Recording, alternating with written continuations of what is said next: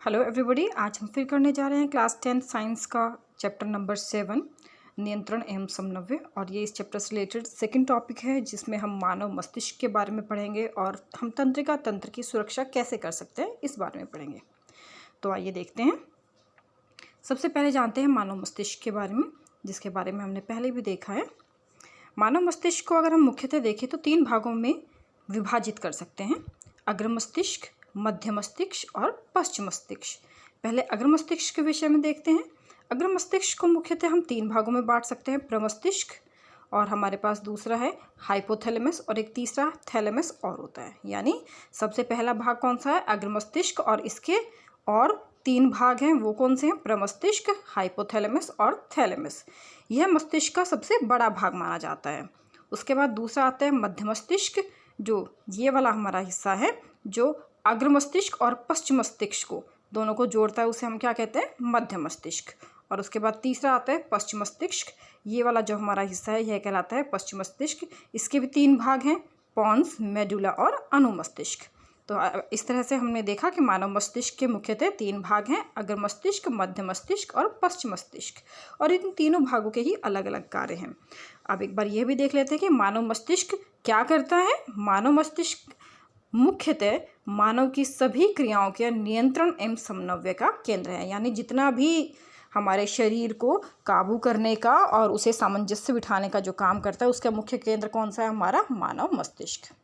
ठीक है, अब आगे हम देखते हैं मानव मस्तिष्क के कार्य अलग अलग भाग के अनुसार। सबसे पहले देखते हैं अग्र मस्तिष्क के बारे में। अग्र मस्तिष्क मानव मस्तिष्क का सबसे जटिल और विशेष भाग माना गया है।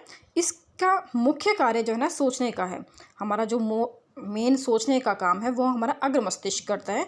इसके अलावा सूचनाओं को एकत्रित करना, समायोजित करना, उन्हें याद करना, और हमारे जो ऐच्छिक कार्यों के हमने बारे में पढ़ा था ना कि भाई हमारा घूमना, टहलना, बोलना, जो हम अपनी मर्जी से करते हैं, वे सभी जो हम अपनी इच्छा के अनुसार करते हैं, वे सभी कार्यों को कौन नियंत्रण में रखता है? हमारा अग्र मस्तिष्क। और उसके अलावा एक और महत्वपूर्ण कार्य है हमारा भूख से संबंधित केंद्र जो है वो अग्र मस्तिष्क को माना जाता है। 1 नंबर का क्वेश्चन कई बार पूछा जाता है कि हमारा भूख से संबंधित केंद्र कौन सा है? हमारा अग्र मस्तिष्क।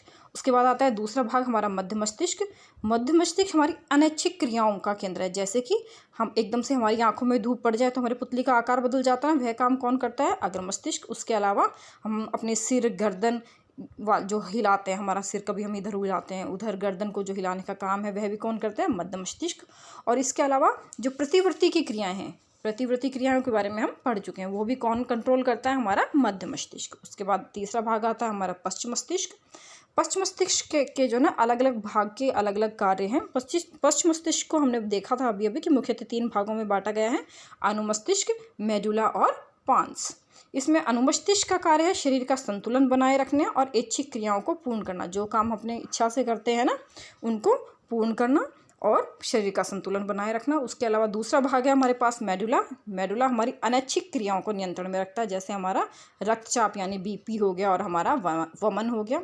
उसके अलावा पॉन्स क्या करता है? तीसरा भाग पॉन्स हमारी अनैच्छिक क्रियाओं, जैसे हमारा श्वसन और हमारा जो है ना हृदय की पंपिंग, इसका काम कौन करता है? पॉन्स। यानी हमने अभी क्या देखा कि अग्र मस्तिष्क मुख्यतः ऐच्छिक कार्यों को करता है, मध्य मस्तिष्क मुख्यतः अनैच्छिक कार्यों को करता है, और पश्च मस्तिष्क ऐच्छिक तथा अनैच्छिक दोनों प्रकार के कार्य करता है।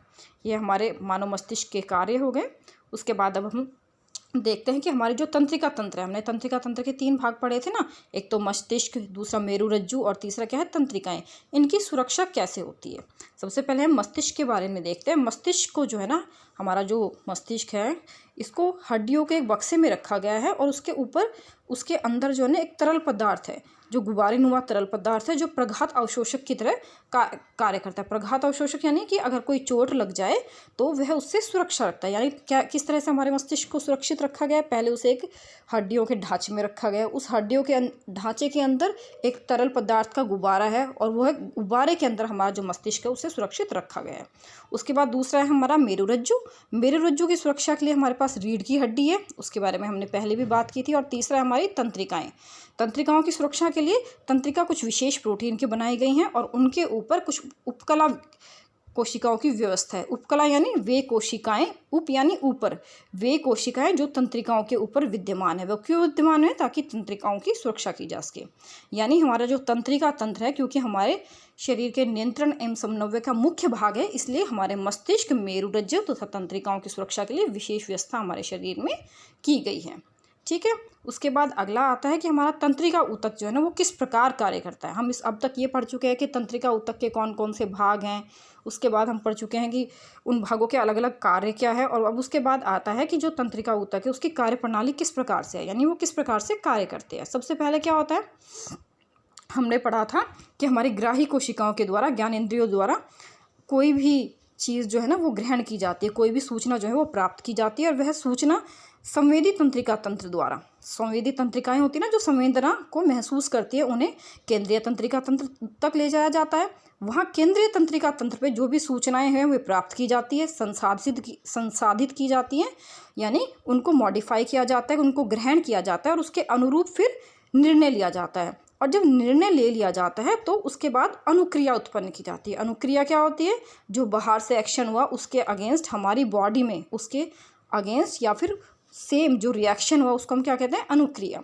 अनुक्रिया उत्पन्न की जाती है और यह अनुक्रिया जो है ना प्रेरक तंत्रिकाओं के माध्यम से पेशी ऊतक तक पहुंचाई जाती है।